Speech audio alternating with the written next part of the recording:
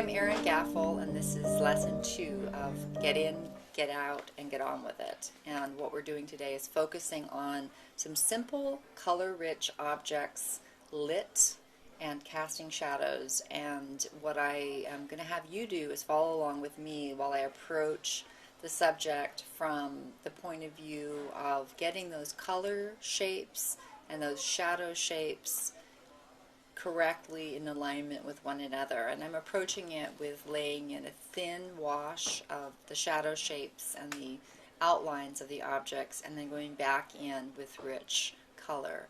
And again in these exercises, I'm examining and re-examining, painting, and going on to another painting in a series of attempts to better understand my subject. This is how I paint still life. This is how I paint landscape. And I recommend for you that you work in a series so that each exercise, whether it's 5 minutes long or 20 minutes long, or 20 minutes of work on a painting that requires more time, is a fresh attempt, a fresh look. And as you're looking, you're really learning your way into your subject.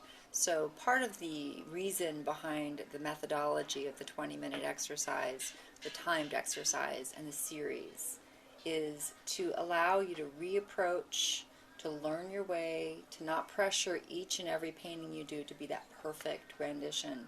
And in that process, you will begin to paint better, I guarantee it. So join me as we approach the still life in lesson 2.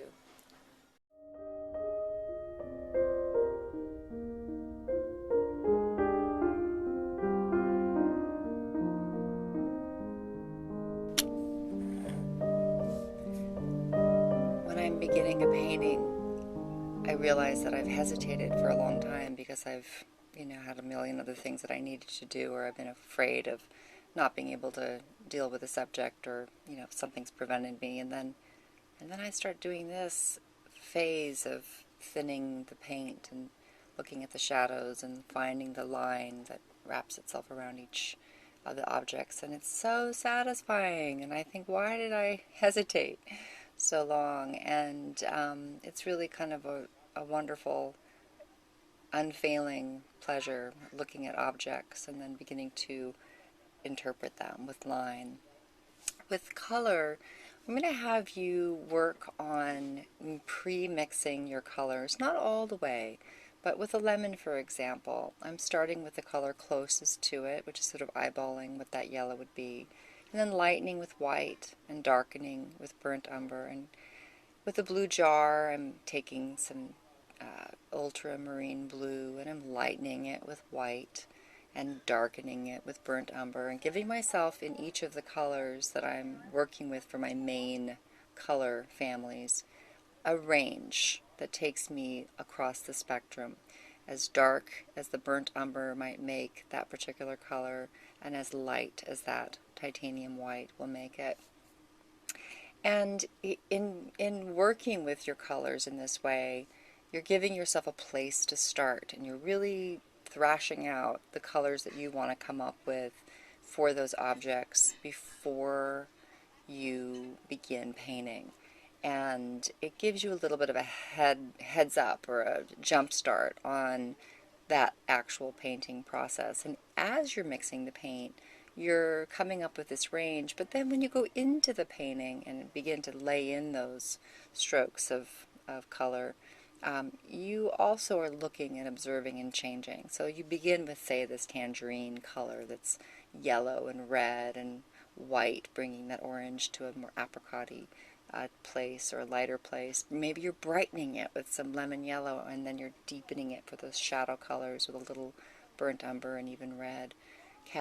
Yellow, cadmium red light, titanium white, burnt umber might be your main colors for that tangerine. And then you look for those nuances, and you're constantly looking for those nuances as you go along. So you've laid in shadows and line, keeping your paint very, very thin. And then you go back in with those local colors, the color of what that object actually is. In this case, the lemon yellow. And you're your nuance in the yellow is it brighter? Is it warmer? Is it darker as it moves into shadow? And we've surrounded our objects in this particular still life with rather neutral colors. So I'm looking at the colors of the objects, and then I'm going right into painting the neutral background color and the other rather neutral foreground color that I've chosen, which is a bit of a yellow.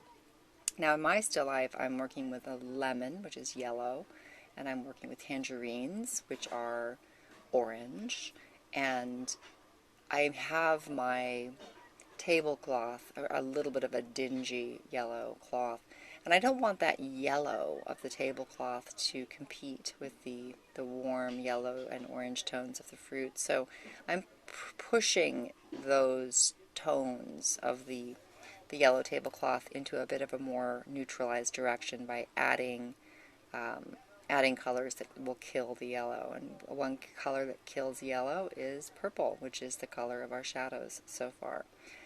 Burnt umber will take away some of the purity of a color. And I go back and forth between the subject and the negative space, the positive shapes and the negative shapes. And I do wipe my brush off in between big color jumps. I take that brush and I wipe it off on a rag. I very rarely use turpentine or water. If I were using acrylics, water would be my cleaning element. For oils, I would be using terpenoid. But mostly, in either case, I'm using the rag to wipe off that extra bit of color. And I don't always wipe it off. Sometimes when I'm going into the neutral area, I'm picking up some white and a bit of gray that I've pre-mixed.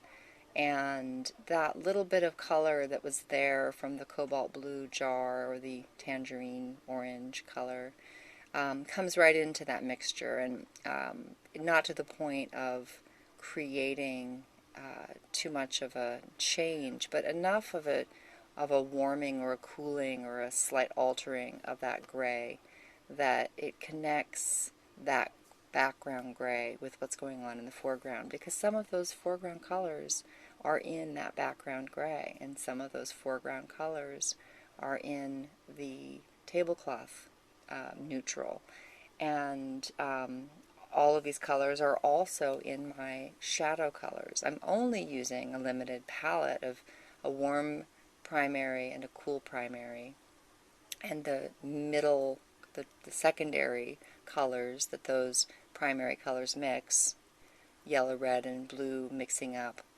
orange, purple, and green, and then really scraping paint from all of these different sources to give me